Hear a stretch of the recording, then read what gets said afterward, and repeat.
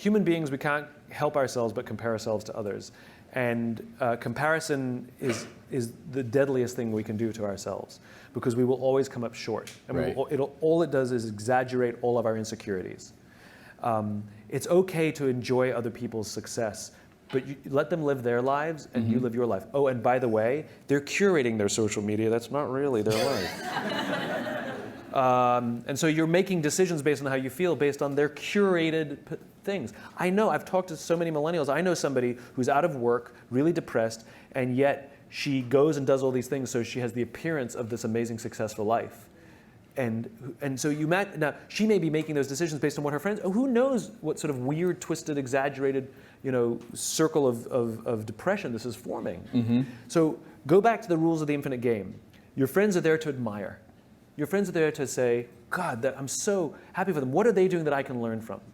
I'll give you an example. So we can all fall into this trap. So, in my business, authors and speakers and folks like us, we're all comparing ourselves to each other, and sometimes it can get silly and competitive.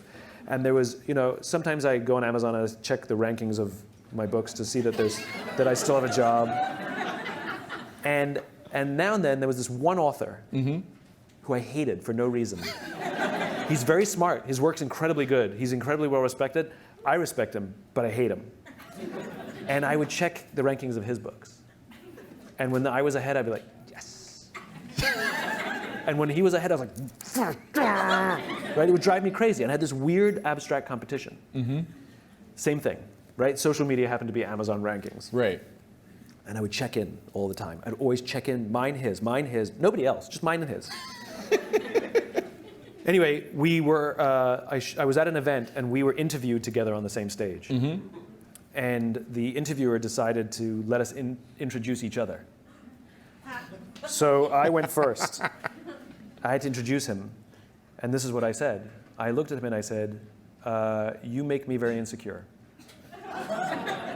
I said, because all of your strengths are all of my weaknesses. And every time I see you do well, it just reminds me what I'm bad at. That's how I opened up.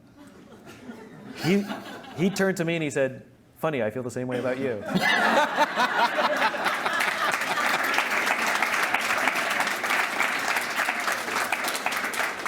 And now we love each other. Because I realized that he's really good at what I'm bad at. So by me getting to know him and really learning to love him, I'm realizing I'm getting better at those things.